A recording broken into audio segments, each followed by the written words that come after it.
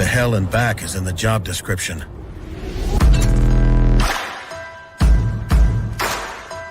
Being roughed up, scuffed up, run over, kicked, thrown, dropped, dunked, and done the unthinkable is a duty we've embraced for more than 40 years. Through superior engineering and constant innovation, only Pelican has conquered the chaos a life of ambition can dish out. And we've done it to empower you. Yak Gadget, made in America, based outside of Nashville, Tennessee. Yak Gadget offers all kinds of storage accessories, quick mount motor mounts, anchor systems, track mounted accessories, even paddles. Go to yakgadget.com and get your kayak decked out for your next trip out on the water. The 153 Bait Company, based in Troy, Ohio, make everything from plastics to custom painted hard baits. Hook 'em hard and hook 'em off. All of our baits are made to order, and all of our hard baits are hand painted to order. So go to the153anglers.com to place your order today. What is up, everybody? That was so lame. Welcome. Compared to last week. I know. Wait, hold on. Let me just get. Woo! What is going on, YouTube, Facebook, everywhere else you can stream away. Of course, Waypoint. Go to Waypoint TV where you'll find Paddle and Fin. Welcome to the Paddle and Fin Show. We've got a great show going on today. Hi, Brian. Jay has been fired up these past couple of weeks, boys and girls. Hi, Brian. How's it going, Jay? How you doing? I am doing well, okay, I guess. You got some exciting stuff going on. Yes, I do. But we won't say anything about that. Okay. It'll be a secret squirrel. Keeping secrets. I like it. Secret squirrel. Like it. Just sharing up the stream. You guys can go down in that lower left-hand corner, smash that share button. Let's get some folks in here. Drop in the comments where you're tuning in from, what kind of kayak you're floating out of, and all that good stuff. Next trail event is July 31st. Is it 31st or 30th? 31st. 31st. On the mighty Fox River here in Illinois. The river. Susie has put out the current AOI standing for the trail series. I think, I should have looked at this before we started, but top three is pretty tight-knit race. So it's getting interesting. We got 2 events left before we go into the championship up in La Crosse, Wisconsin, all that good stuff. I don't know if I've talked about it yet, but I will be down at ICAST. We're a little over a week away. I'll be doing some live shows from down there. That week, our OG show may be a little early due to me having to get on an aeroplane. So you can do Wi-Fi from the plane. Dude, you think we could do a show live from the air? That would, you know what? I think it's worth a try. OG show live from 40,000 feet. I think the 40,000 foot episode. Yeah, or 30,000. What is it? I don't the know. Mile High Club. Well, let's not go there. But like that's a whole different kind of show. Oh, all right. Yeah. Well, how about that? Yeah. Well, but 2 minutes in, it's already bad. Well, we got a pretty cool guest for you guys lined up tonight. We got none other than Mr. Blaine Upton coming at us straight from South Carolina. What's up, brother? What's going on? Not much, man. Not much. I feel like we've done this before. Yeah. Not too long ago, too. Yeah. A few weeks back, I had Blaine on the NuCanoe Unlimited show that I do on Tuesday nights over on the NuCanoe Facebook and YouTube pages. And we got talking afterwards, and I was like, we got to do this again, man. Let's get you over on Paddle and Fin. Young buck, making some waves down there in South Carolina, running a tournament trail, wanting to get more involved in the industry and the sport itself. So I figured you'd be a good dude to sit down and chat with and, kind of help get your name out there and let the good folks know who you are, man. Yeah, I really appreciate y'all having me, man. I'm really excited about it. Like we told you before the show started, the invoice is in the mail, bro. Yeah, that's right. Hey. Our rates are pretty much, current with the market. So, I mean, don't worry. You won't be out much, Yeah. but it's definitely worth every penny. He's got a new baby, dude. He's already out much. Yeah. Yeah. We got to send out a new invoice then. Oh man. Well, why don't you give us a little background, man? Where you're from, how you got into fishing, kayak fishing, and all that good stuff, brother. Yeah. So I am from the central region of South Carolina, a little town called Chapin. Is where I grew up, right on Lake Murray. Fishing, been doing it since I was a little kid, man. Granddad got me into it, and I mean, it didn't take long. I was hook, line, and sinker, no pun intended. Nice. But anyways, dad jokes, they come. I'm telling you. But anyways, so I started fishing at probably 3 years old, and it's always been strictly bass, man. It's what I like to do. Fished some high school tournaments when I was in high school.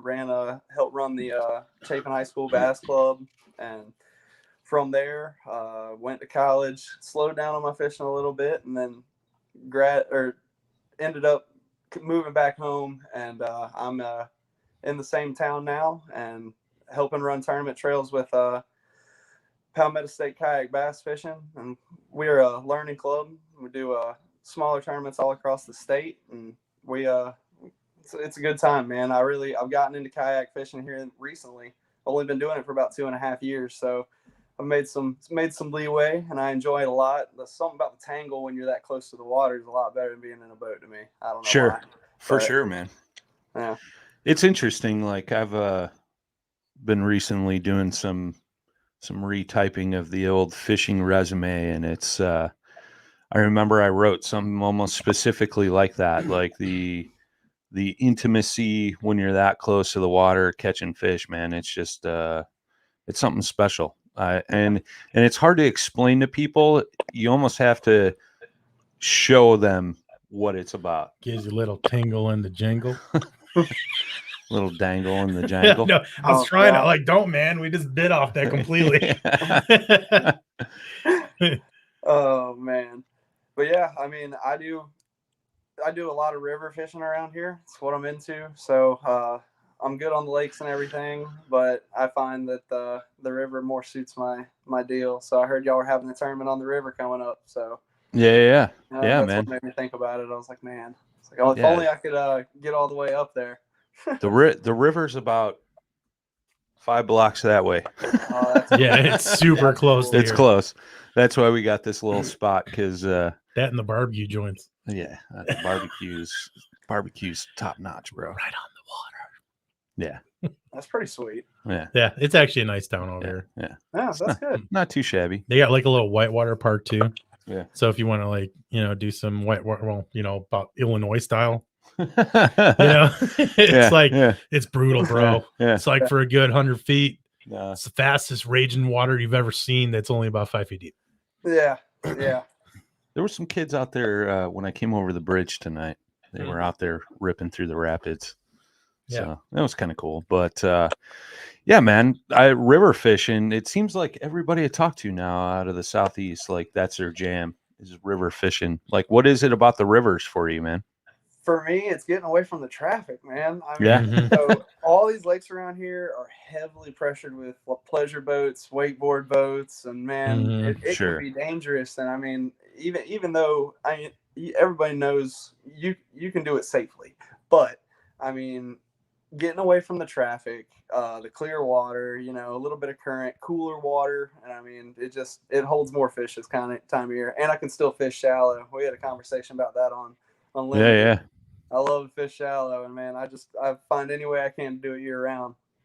See, that's right up your alley, man. You're a shallow guy. That's funny. That's funny. I like going out deep.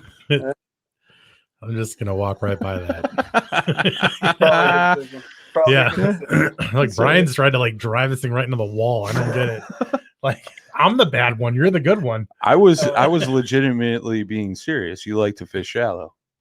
Yeah, I certainly do. But what's like? You guys don't have shoalies up there, right? You guys are just like smallmouth and largemouth, right? You can find occasional shoalie in the Savannah chain, and that's in between Georgia and South Carolina. I mean, there's some rivers over there. I know Adam. I'm gonna butcher his last name. Crawley or Cawley. I think it's Cawley. Yeah, but he's on the team with us, man. He wears out shoalies, and he's just a few hours from me. He actually made a trip down to fish my backyard a couple weeks ago. I didn't have the chance to get out there with him, but Right on. told him I'd take him next time. But This is a total off question. And this is something that like just drives me nuts. And maybe you can answer it. okay, Down south, you all call bluegill brim. Brown.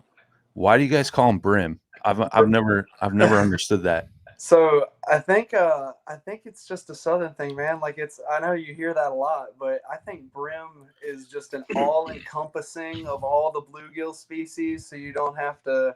Okay. It's brim, like, you know what I mean?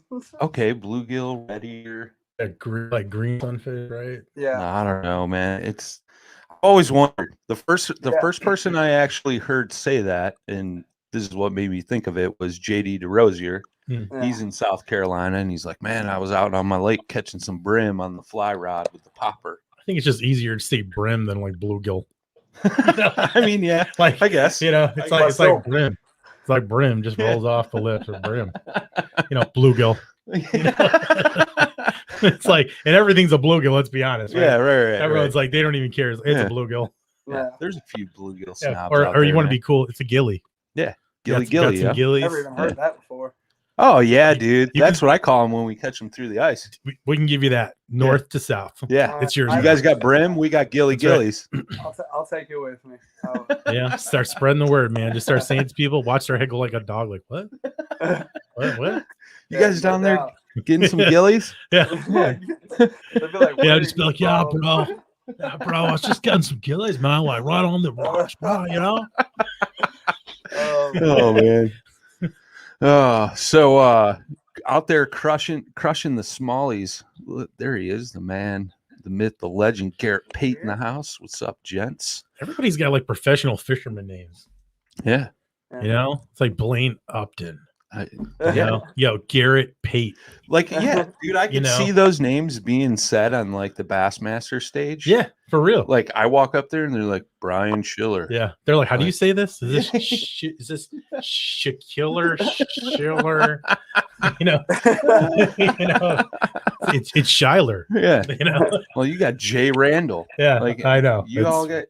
I guess I need a bass name. Yeah. I need a fisherman. You could be like, it's Schuyler. I tell you what, yeah. Drop in the comments what my professional fishing name should be. Yeah. Best answer. Oh, and we'll put a post up tomorrow on Facebook if you guys are listening to this on the podcast platforms later. And the best answer, we'll give away a Paddle and Fin T-shirt. There you I was go. going to say we got a rubber hammer. Good thing we got that sitting on the shelf, Jay. So there you go. We'll give away a Paddle and Fin T-shirt. So best answer. It can be dirty too. Who cares? Oh God.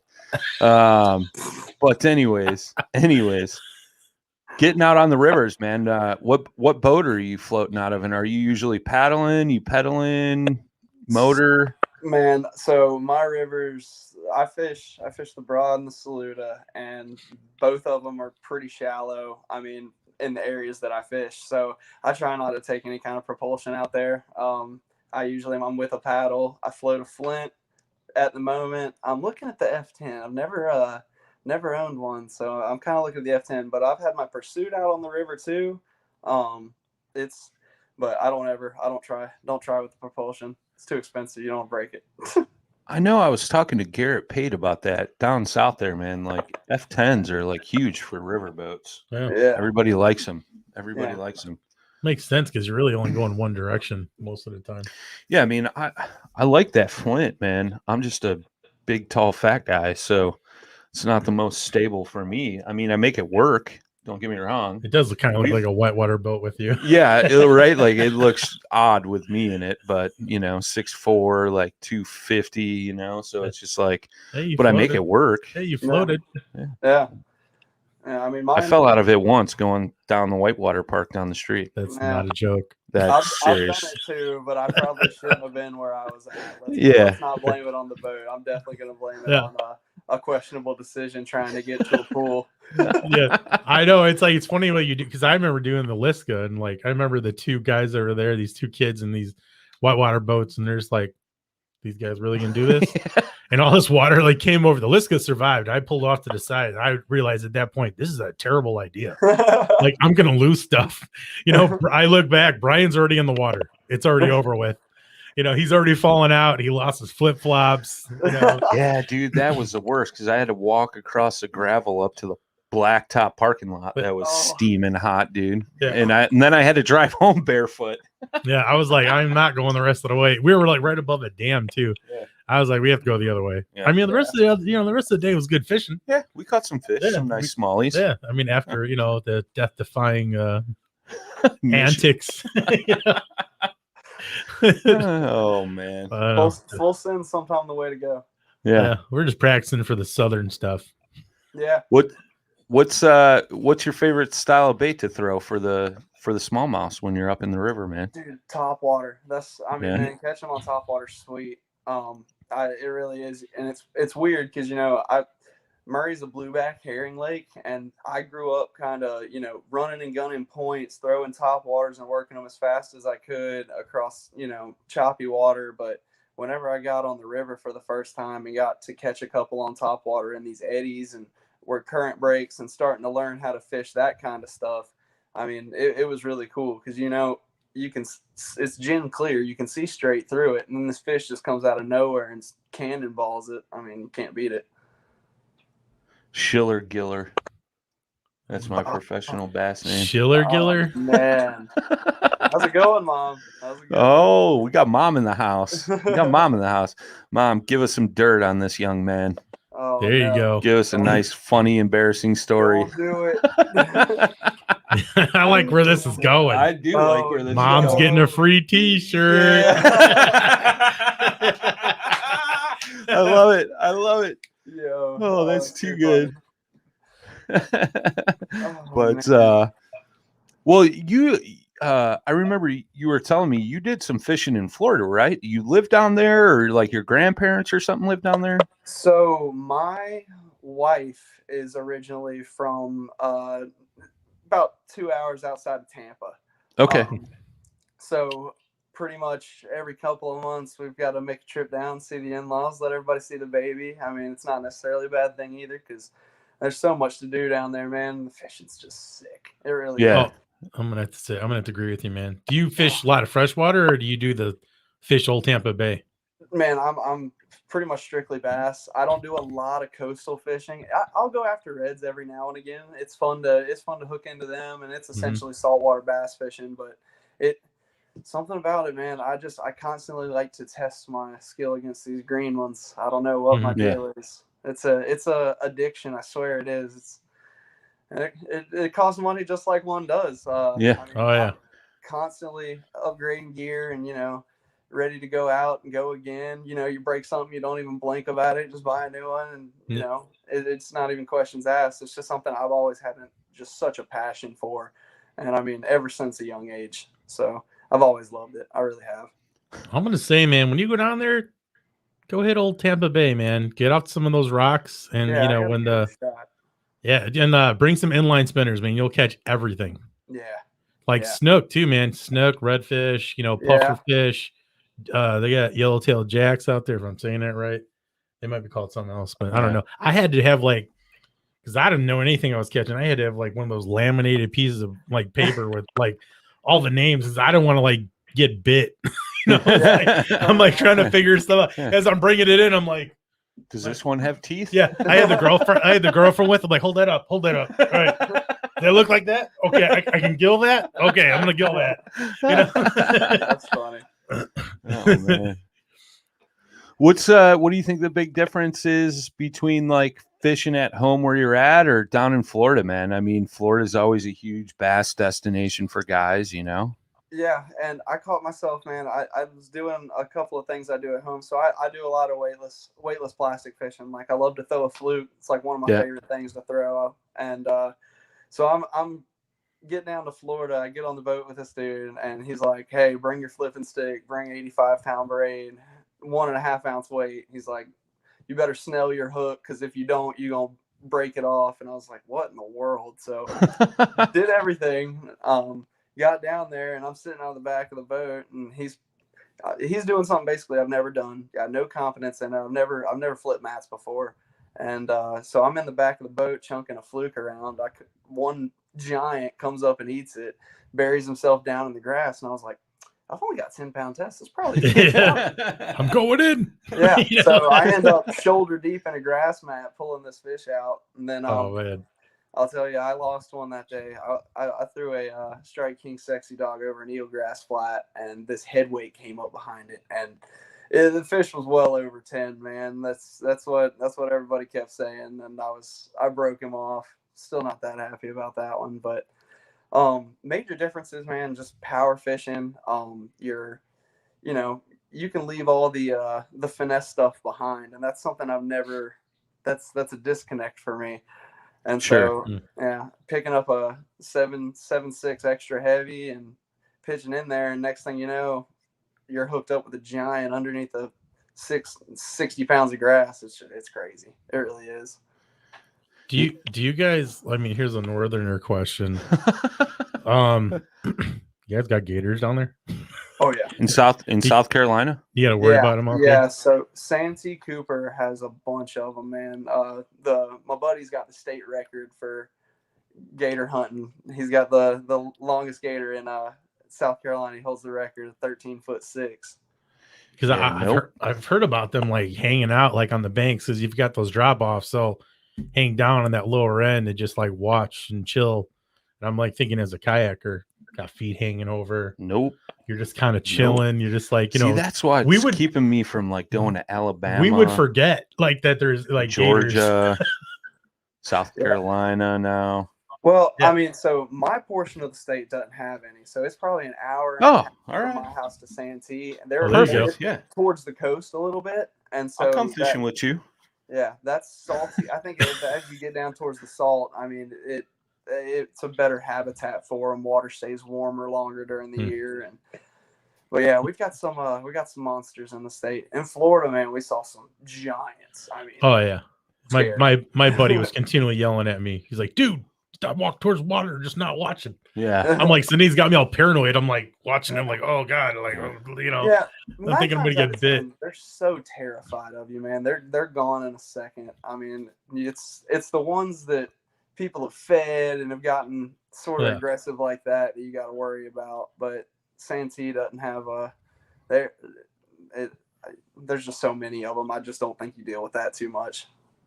Yeah, I didn't really see too many. I remember in the glades, we were looking, like you only saw them where they feed them. Yeah, and I don't even want to see them. They were really big. The ones that they feed. Sure. I was like, oh no. I remember fishing Lake Tarpon down in Florida, which is just north of Tampa, right north of Clearwater there, Tarpon Springs, and seeing them when we were in a boat fishing, and I was like, nope. My favorite story was like I was staying on a private lake at this one of my buddy's house, and everybody's got a private lake out there. But he's like, we're in a shaded area, and he's like, yeah, man, when you get hot, just go ahead and just jump in the water and cool off. I'm like, oh, no, that's not gonna be a problem. He's like, why? I'm like, gators. He's like, believe me, they're a lot more scared of you than you are of them. I'm like, I'm pretty sure you're wrong. I'm pretty sure you're wrong. I'm pretty sure they got way more teeth than I do too. I was like, I can't even see the depth of the water, and there's all this grass line. I'm pretty sure there's one I know I'm not getting in the water making a bunch of ruckus. It's just not happening. Yeah, no, I'll pass. Yeah. When you were talking about you like doing a lot of like weightless plastics, fishing, what's like your go-to setup? Like rod, reel, line, all that good stuff, man. So line, I keep it constant, man. Straight fluorocarbon all the way. I throw Seaguar Red Label. Usually try and keep it between 10 and 12, depending on the water clarity. The reason I like the fluorocarbon is you get a little more snapback whenever one comes up and blows up on it, which can be a bad thing too, because I got a tendency to pull it out of their mouths. But 3-aught, EWG, rod and reel wise, man, I throw a couple different rods. I've got a Lose Mock series that I really like for the fluke. And the reason I have the Mock series is because they're not, overly crazy expensive. And when I fish the river as much as I do out of a kayak, there's always a tendency to break gear. So I don't want to. Sure. But outside of that, 7 foot to 7'3" medium action, have someone with just a little bit of backbone, but you still want a little bit of give so they can actually, swat. Chomp down on it. Yeah, chomp down on it and get the whole bait in their mouth. Because another thing I like to do, I like to throw double fluke rigs or donkey rigs, whatever you want to Oh, call it. Yeah. Make them swim, right? Like Yeah. how they. So basically, that's the only way I fish one. So like, I almost fish them like a glide bait. That twitch underwater. Mhm. I don't like it to come up and float on the surface unless I'm fishing blueback herring lakes. If I'm fishing blueback herring lakes, a lot of times I'll chunk the thing and just reel it on top, and you'll Smash it. Yeah, it's nuts. But whenever I'm fishing somewhere I need to be a little bit more subtle, the river, that clearer water, I swim them, and it's a side-to-side motion, almost like you're walking the dog, but it's underwater. So when those fish don't want to commit to the actual top water, or the walking bait, or the popper, you can chunk a fluke back in there, and they'll be much more apt to grab it. So are you targeting anything specific? Like, I mean, generally I've seen that technique like over like tall grass with, you got like a like 5 to 3 feet of water, where you get enough swimming space. Yeah, pretty much. I mean, anytime. So you're either going to want to work it really fast to try and get them to come out of the cover and get a reaction on it, or you're going to want to work it really slow. It just depends on their mood. So each one has its own specific application. When I'm working it slow, it's going to be once that sun gets up, once it gets hot, once these fish get a little bit more lethargic, but you still want to cover a lot of water and be able to go find the ones that stay more aggressive during the day. And when I find them, then I'll slow down and might even pitch something different in there at them. But I don't think there's another bait out there besides a fluke that gets as many bites as it does and covers as much water as it does. And that's just my own personal opinion. I don't want to start no wars, but war has been started. Do you ever like change your hooks? Like, I know you said you like to use EWGs, and that's kind of like, I'm not going to say that's a thick wire, but it's definitely one of the thicker type hooks. And then I always find that if you switch to like an eagle claw, like I'm kind of a fan of like the working man's gear, and those are thinner, and then you can use that medium action with like even a lighter action line, or continue with your 10 to 12 pound test floral, right? And you can still get like an easy set. You don't even have to do anything really.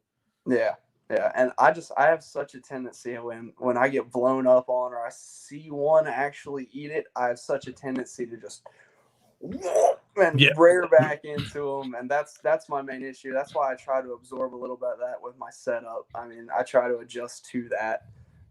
It's the little kid in me gets all excited.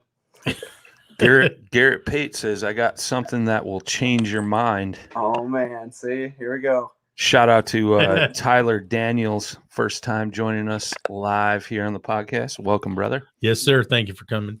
Nice. Yeah, it's interesting, man. That fluke action, I'll throw it for a year, then I won't touch it for 2, and then I'll pick it up again. But it's interesting. But I'm the same way, man. Medium rod, fast action tip, 7'2". I'm usually using 8-pound floral clear by P-Line. So it's like that copolymer, Yeah. Or like a little stretch. Yeah, a little bit. But it seems like that hookup ratio, like you were saying, sometimes you pull it out of their mouth, it just gives them a little extra time to just chomp down on it, which is, I don't know. That's my secret. That's all you're getting out of me. Yeah. It's a good way to lose flukes out here too. The juice. The juice. You're getting some of the juice here. But we talked about it. Oh, that's what I was going to ask you. What's your go-to color on the fluke? White or? Dude, so actually, I've got a small company here in Chapin. It's called Southern Custom Plastic Baits.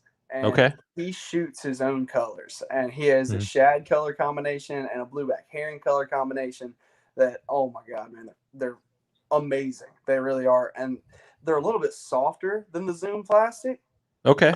Which you go through a few more, but man, your hookup ratio is almost, I mean, it's ridiculous. I mean, like softer, like a Yamamoto Senko softer. Yeah, going in that direction. Yeah, Yeah, honestly, all right. I have to let you feel it, but it's nuts. It really is. I mean, I found myself missing a bunch of fish on a Zoom fluke, switching over to that one, chunking it back out there, having them eat it, and then just they get it almost every time, and that's something you got to look for. So we got a question from Tyler. We'll let you answer first, and then Jay and I will chime in. Cool. He needs to know a good rod for Ned rig for smallmouth. He went in the river for the first time the other day, and a smallmouth snapped his loose spinning rod in half. Well, I mean, That was the Moby Dick of smallmouth. Yeah, no kidding, dude. Probably. You caught a monster, whatever that was. Yeah. So, Ned rig wise, I mean, I like to go with the lightest setup I can, especially when I'm fishing bottom hopping baits like shaky heads, Ned rigs, the stuff that belongs on a spinning rod. Sure. So I like a 7'0" medium action, just like I do for my fluke, but in a spinning rod.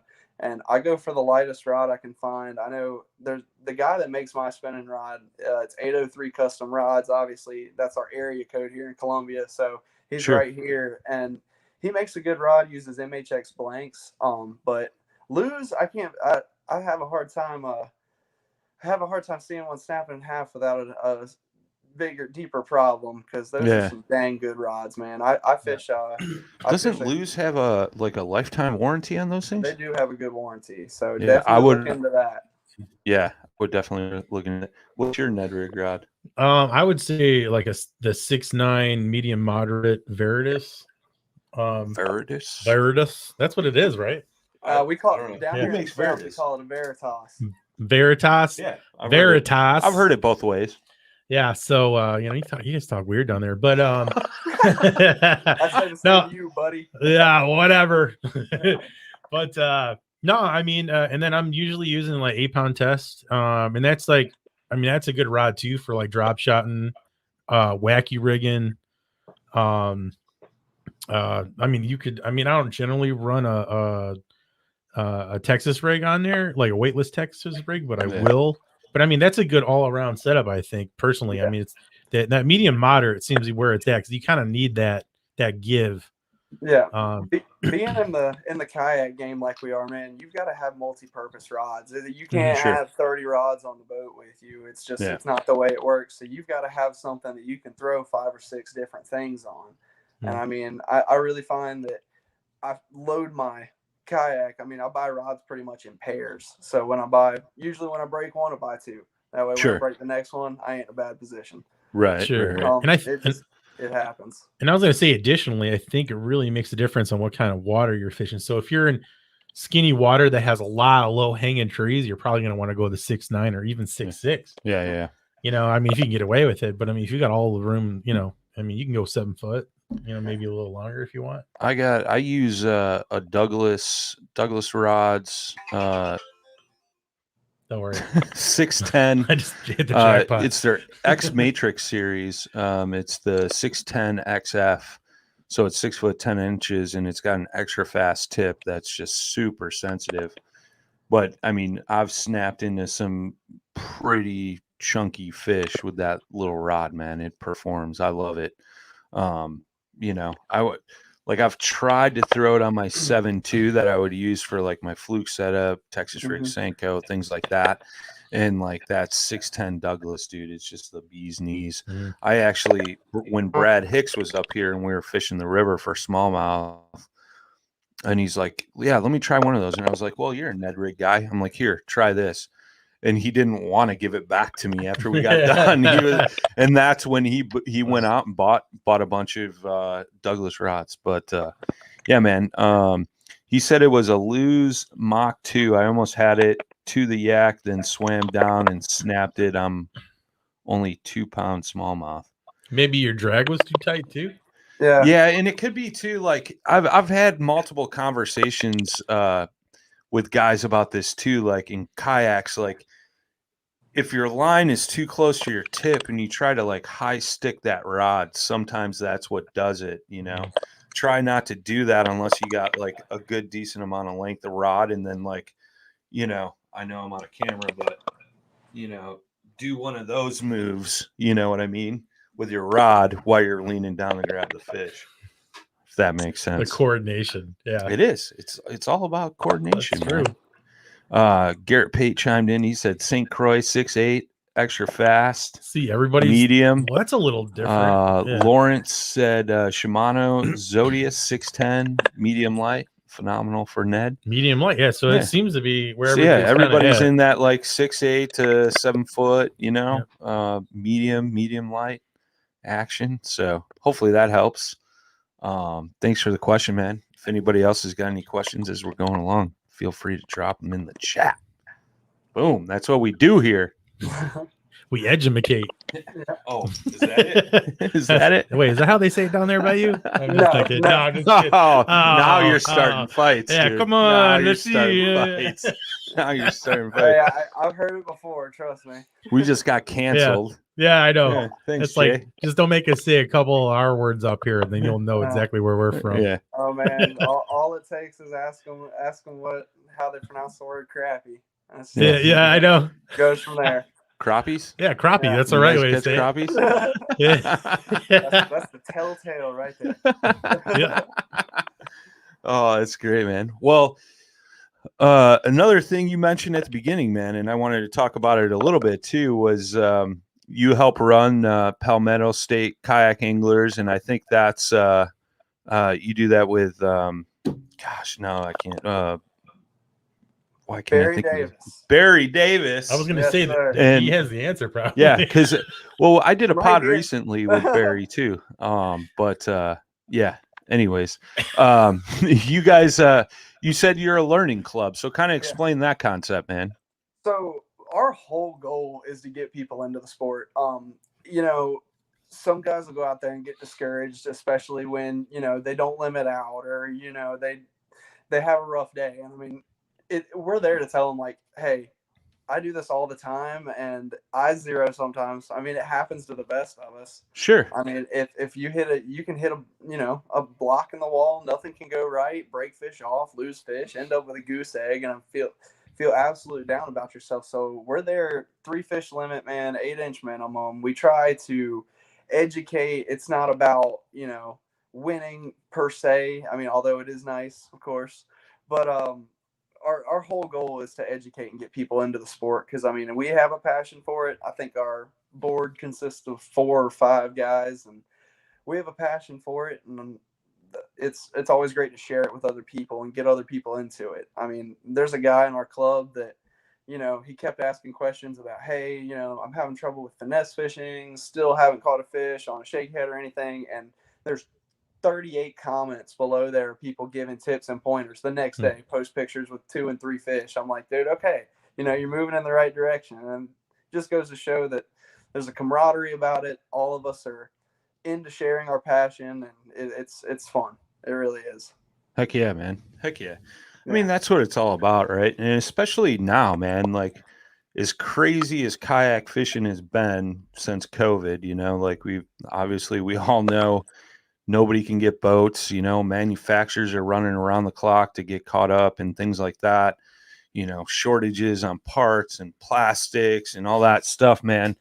And, but, in the meantime, there's a lot of new anglers coming into the sports. And, for instance, Tyler said, thanks guys, new at the kayak game helps a lot. And I mean, that's what's huge, man. Like we all, I think as a community need to step up and help educate some of these guys.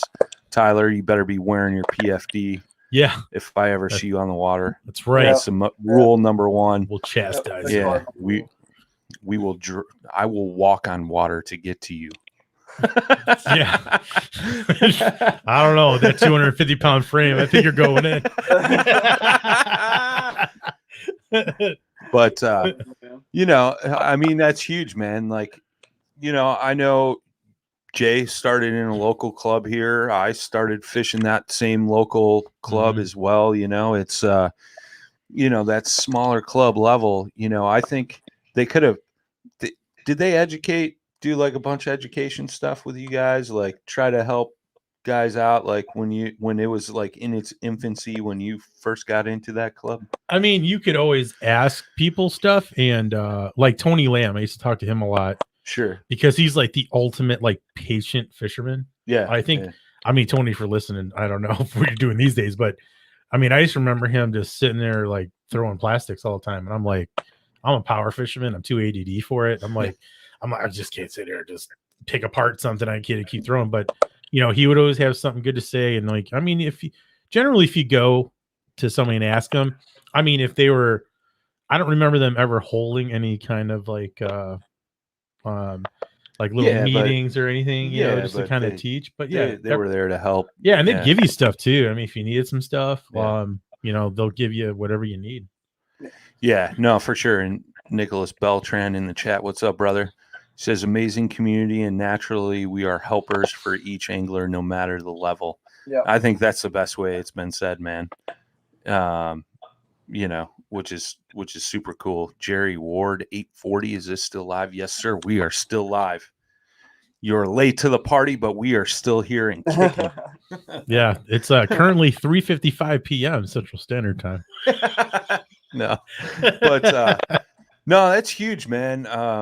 I know just from talking to you, I've talked to Barry before. Barry's been on a couple of the different segments here on Paddle and Fin and stuff, and it's super cool what you guys are doing, man. And I remember you told me you guys have grown quite a bit too, right? Like you went from like a small number of guys to like now you're like what, 40 or something? Yeah. So last year, you know, I fished the trail last year. I came on to help do what I do probably February of this year. Okay. Last year we averaged in, you know, the low to mid 20s. And then, you know, we got going and trying to do a little bit of promotion. I got on social media and started really pushing everything. And Kiwi, that's our first tournament of the year. And Lake Kiwi is in February. We always like, for our first couple winter tournaments, we like to launch out of the same ramp for safety reasons. If something happens. Sure. Yeah, sure. So we had 43, and sometimes that does hurt turnouts. And we had like 43 people show up for the first tournament of the year for a single launch event. And we were like, whoa, like this is nuts. You know, that's awesome. Which we were glad we got the board together, because Lord have mercy, check in and check out that day were kind of I crazy. bet. Yeah, because we're still old school right now. So are you seeing a lot of females coming out too? We've got a couple that fish with us. Not nearly, not enough. We need more. Yeah. I'd agree, man.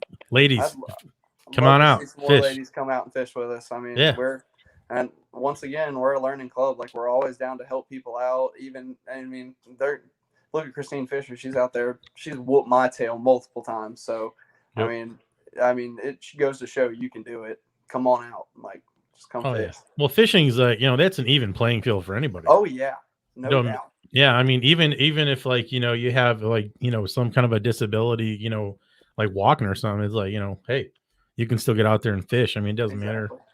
You know, I mean, that's what we like to see, is just everybody getting out there, and no matter what you're doing.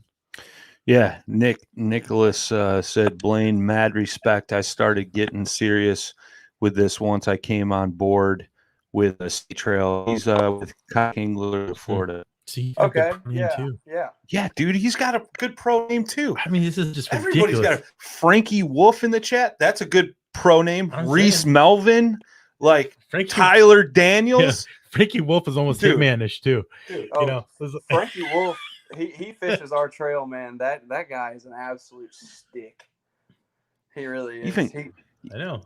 Even Jerry Ward, man, like that's a great pro name too. I'm just gonna reinvent myself. I got screwed, man. I know. We should call my old man right now and be like, dude, it's definitely his fault. Seriously? I mean, this too. Well, yeah. Unfortunately, you know, Dad never said I got my looks from him, but geez, man, at least you could have gave me a cool angler name. Yeah. Winning the 2022 Bassmaster Classic, Brian Schiller. Yeah, Fishy Schiller. See, Schiller the Giller. Yeah. Yeah. Mom's still in the chat. She said, Schiller the Giller. Yeah, see, I like that. Crappie Schiller. I like that. That. Dude, I remember we were in Bass Pro once, and my kid was like reading all the names, and he was young. And he's like, oh, largemouth bass. He's like pike. And he gets a crappie. He goes, how do you say this word? You know, like, that's crappie. He's like, good, because I thought it was crappy. Still said it anyway. I was like, you're too young to be saying that, kid. That's cool, man. That's cool. But no, it's super cool, man. Like, we need more of that educational feel instead of like that hardcore competitive feel. You know what I mean? In some of the smaller clubs, like, it's so huge, man. It goes a long way. And a lot of you know, folks that get into those, you know, more laid back learning clubs, man, they you know, they seem to stick with it much longer. Yeah, agreed. There's some talk in the chat here. Reese is calling out Frankie. He said he's actually pro, and then Chad Walden said he's pro at talking trash. So I don't know what's going on there, Frankie. I'm sticking up for you because you got a badass name. You leave Frankie alone. I know, even Reese Melvin, man. I mean, come on. Yeah. That's like, I feel so lame now. Yeah. See, I gotta quit. Frankie said Palmetto State is doing it right, man. That's awesome, man. You guys should be proud of that. That's super cool. Yeah. I mean, it's always it's pretty rewarding, man. Everybody says it's a thankless job, and I mean, I disagree to a certain extent. I disagree because, man, it's really awesome to see these guys come up and go start fishing, you know, national events and finishing half decent. You know, they get pumped up about that stuff, and it's like, dude, look where you started. Look where you're at. Like, this is huge. And I mean, it's just, it's fulfilling for me. It is. Yeah. So. Yeah. Oh, I'm getting called out by Richard. He said I'm lying. What am I lying about? I don't know. Why do you always got to come in here like starting trouble? Like, because that's what Richard does. He just like waits, just like for us to come out. He's just sitting there chilling. Like, yeah, don't go down any water slides, Rich. Nicholas also said there's also very cool down-to-earth companies that help out as well, always willing to lend a hand. And I've seen that too, man. Like, boat companies lending boats for like volunteer events or like teaching things. He said for my fishing name, Lion Brian. Yeah. Lion Brian. Thanks. Oh man. Yeah, man, it's definitely cool to see. Definitely cool to see. Chad Walden says big things come from Blaine Upton. Hard work. That's awesome, man. I think it's kind of cool too because we have like our own, like, you know, we have our own community. Yeah. So, you know, we're gonna have our own people we look up to and people you lean on for certain things, and you kind of see, you know, in a lot of the forums, the people who are, you know, always in there and you know, responding when they can, and you know, and like, you know, you're running a series and you're putting a lot of effort into it, and I mean, it shows, you know, and that'll go a long way, you know, down the line. There's definitely gonna be a payoff for you. You know, I don't know what that's gonna be. Sure. You know, because it doesn't have to be fiscal, but I mean, you know, I mean, there'll be something to it, but I mean, it's you know, it's important that people keep pushing. It's kind of like we said before, you got to keep pushing this along. Yeah. Because if you don't, it's just gonna stall. You know, I mean, that's why we're here every week. It's true. You know, so it's why we make the trek. This is why we do this. Yep. Yeah. Tyler was mentioning in the chat. Chad Hoover was on the podcast on Monday on the Bass Fishing for Noobs segment, and I listened to it, and Chad was talking about how, like, sometimes, like, a lot of guys that are getting into kayak fishing feel like, you know, they need the baddest boat and the baddest gear and all that stuff. And Chad in there said he had thought that everybody should start with like a basic milk crate with 4 PVC tubes zip tied to it. Sure. And it should be a rite of passage to move to like a Black Pack or the XD crate by Yak Gadget. And, you know, Tyler's saying that it got him thinking, like, you don't have to have all the stuff to catch a bass, which is 100% true. Like, there's been so many times, dude, where I've fished a tournament and I got 8 rods in my crate. I got freaking 8 3,700 boxes, like multiple bags of plastic. I might go into one 3,700 box, stay to two bags of plastics, and use 2 rods. You know, like, it's that old saying, KISS, keep it simple, stupid. You know, like, sometimes that's just what you got to do, man. That's just what you got to do. But I don't even change lures. I don't know why I bring them all with. I just hope, like, you know, I just like splash a little holy water on it. I'm like, I just hope I get something. You know? Nicholas also said he appreciates these kinds of platforms and the hard work you guys have to do in order to help promote our true passions. We need to get that dude on. Yeah. Nicholas is always in the chat, man. He's always look at Peacock Bass, like, yo, slide into our DMs, bro. Let's get you on the show. Let's get you on the show. But don't be showing off so much. Like, throw some smaller fish on your profile. Who's Brian Mitchell? So Brian Mitchell runs another club in the state. They run a tournament trail called Santee Monster Kayaking. Okay. They run it straight off of Santee Cooper. They fish different areas of both lakes. I've fished a couple of their events. There's a bunch of really good guys down there too, and that's the cool thing. I mean, it's not like here in at least in our region, it's never everybody fighting for different participants. Like every trail in our state. And even in North Carolina, we all look at each other's schedules and KBF schedules, and we adjust to not step on toes. I mean, there's 4 weekends a month. You can do an event once a month. You've got 4 choices. Obviously, sometimes you're going to step on toes, but, I mean, it's just one of those things. Why not just have everybody come to all of these events instead of fighting for, you know what I mean? Yeah. Yeah, we've talked about that many times. Yeah, we did the same thing like when we formed our trail because obviously we're in, 5 states? Yeah, 5 states.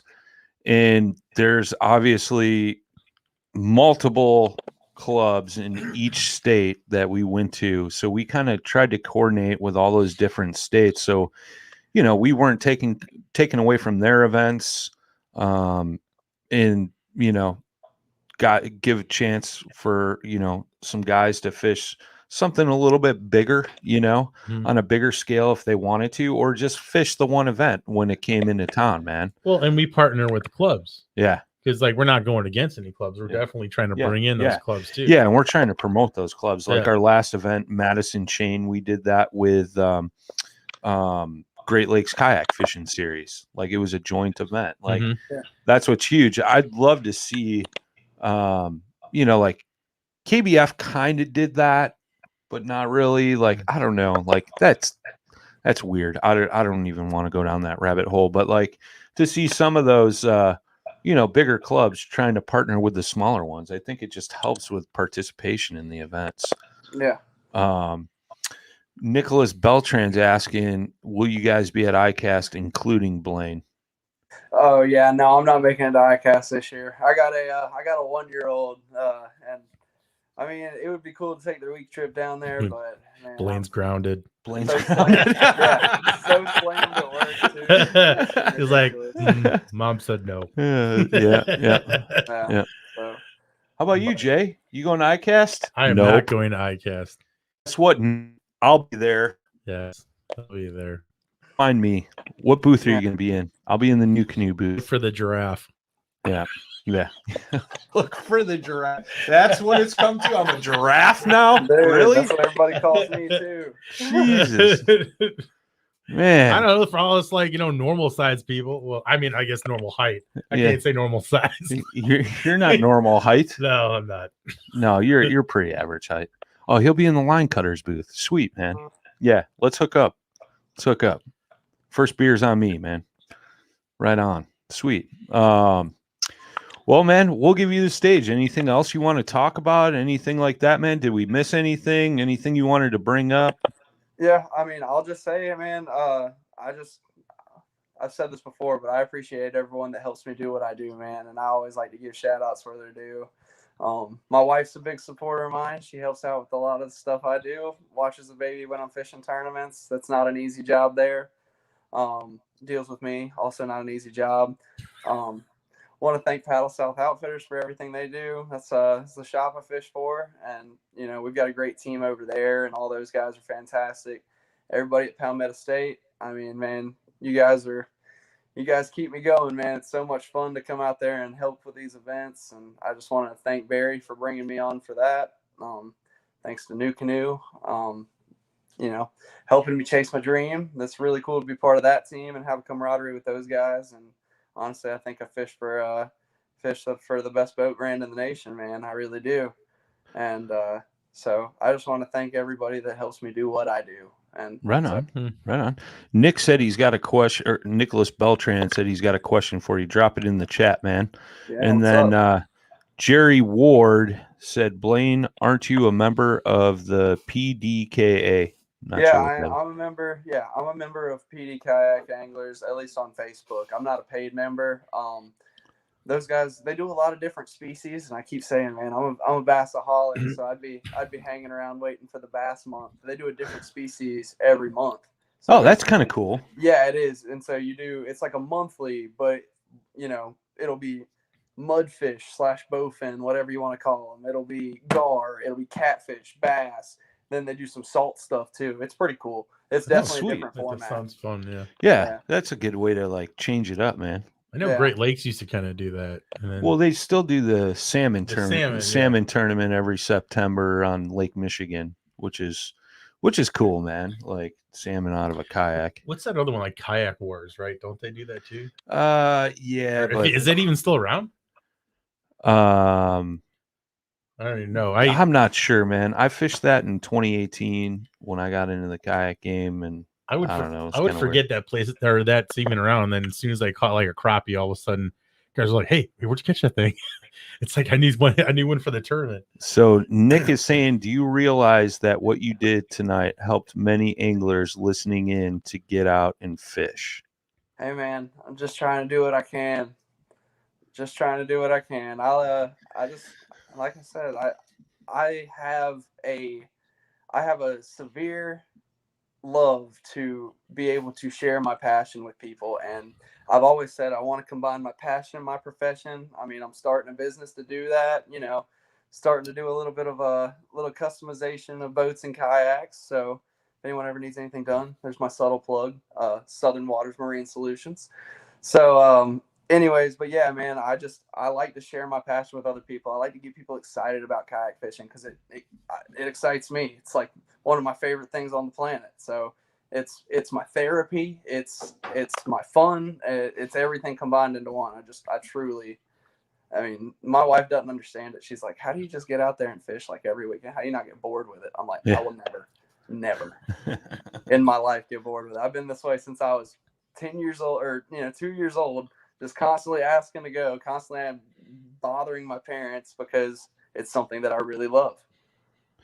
Yeah, man, it's something special. And I know the first time I sat down and chatted with you on the NuCanoe podcast, you're a young dude, and it's good to see young guys like yourself, coming up in the sport and sharing that passion with not only the young guys, the guys your age, and the older guys, man. Yeah. Like, I don't know, that inspires me. Like when I talk to Jackson, or I get fired up and I'm like, I need to go fish a tournament. Well, like, yeah. I don't know. It's good, man. It's, like Yeah, it's Jackson's anybody's got sport. It's anybody's sport, and that's what makes it so cool is like, you don't have to be young. You don't have to be loaded with cash to buy an $80,000 bass boat. And, you don't need the most expensive gear, man. You could go out in a cheap kayak with one rod, one bait, and just cast away, and you're going to have a ball. That's the beauty of kayak fishing right there. Mm-hmm. Yeah, I don't know if you guys want to make your tournaments a little more fun. Like try doing like a Snoopy pole kind of thing. Yeah, the yeah. kids poles, Yeah. or do like a frog only tournament, something like that. Just kind of switch it up. Jay still uses a Snoopy pole. That's why. Hey man, I could tell you some stories about like carp and Snoopy poles. Yeah. It was like the golden age for me. Yeah. 30-pound test on a Snoopy pole, or nothing like it. Like walking out into the water to fight the fish and just running in the cattails. Little twister tail jig, catching them brim. Oh, dude, yeah. Catching them gillies. Yeah, getting them crappies. Yeah. Oh man. Never Awesome. a dull moment. Yeah, buddy. Well, man, we appreciate you taking time away from the family tonight to sit down, chat, and share your passion with us and everybody watching at home, man. I know some guys came in late. If you guys came in late, this will be saved on the Facebook page, the YouTube page. You could always go back and listen on any of the major podcast platforms. We have a new episode 7 days a week on the podcast platform. This is the only show we do live here. As soon as we get done, this will get uploaded to the podcast platform so you guys can download it and listen. Jay, any final thoughts, words? Nope. Yep. What else is new? Oh man, thanks everybody for all the great feedback tonight, all the questions and stuff like that, man. The chat was really rolling. It was some good times, man. We definitely appreciate you. Look at Nicholas, man. I know. Nicholas. Look at this. He's already working for us. Jerry Ward asked, "Are we doing a live every week?" Yeah, we're live every week, every Thursday, 7 Central, 8 Eastern, 5 o'clock out on the West Coast. So yeah, we're here live. We got all kinds of guests. I believe I'm still waiting for the confirmation, but we'll be talking to some guys from Georgia that do veterans kayak fishing thing. It's different than Heroes on the Water. They're based out of Georgia, and we'll be talking to them. If not, we may have another fellow podcaster, or we may have Nicholas Beltran. You never know. Yeah. You never know. Wait, who's that? Yeah. Who is Nicholas Beltran? No, I'm just kidding. I'm just kidding. I see his name like almost every other person's name. Yeah, he's been dropping in the chats, man. He's always got good feedback, man. It keeps everything rolling. Yeah. Trey Johnson asked, Brian, can you call me next week to remind me to listen live? I need the interaction. Absolutely, bro. Absolutely. Send me your phone number in a private message, and I will text you before we go live, so that way you know. Yeah, set an alarm too, man. Don't you got like a smartphone, man? We usually post the show up. We usually post it like either Tuesday or Wednesday on the Paddle and Fin Facebook page, so that way you could actually click the reminder link for it. And then all our shows go live every day. On Facebook, they go live at 8 a.m. On YouTube, they go live at 7 a.m. On the podcast platforms, they go live at 2 a.m. Yeah, I know that schedule, bro. All right. So, but yeah, I'll remind you, dude. I'll do that for you, bro. Just send us a message. Send me your number. I'll text you. I'll be like, hey, Trey, we're going live, bro. Get online. Get online. We don't want you to miss out. So, Blaine, yeah, appreciate you, brother. Anything coming up in the future, let us know. We'd love to have you back on, sit down and chat. We always do some fun stuff too, panels and things like that. So we'll keep you in mind for that, brother. Yeah, man. But anytime y'all need me, holler at me.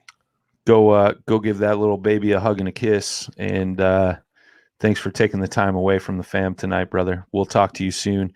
All you boys and girls out there in the beautiful interwebs. Oh, ask Blaine. You're killing me, Smalls. That's what Warren Mitchell just tuned in and said. Oh, man. Do we got a last minute story here, dude? I can give it to you. So, as I said, I work at a body shop. Warren is my dad's college roommate. He's also one of the technicians at our shop. And I'm a parts manager there. So, there's a famed hatred from the techs to the parts manager. Yeah, I get it. Being my dad's son and him knowing my dad as well, I've referred to as Smalls. And then every time I mess up, so we went on a beach trip a couple years ago, and someone found me a T-shirt that says "I'm Smalls." Oh, I like it. Man. Yeah. I got the "You're Killing Me" Smalls T-shirt from Sandlot. I got one of those. I like it. Yeah. I like it. All right, boys and girls. Till next time. Tight lines, smooth paddling. Peace.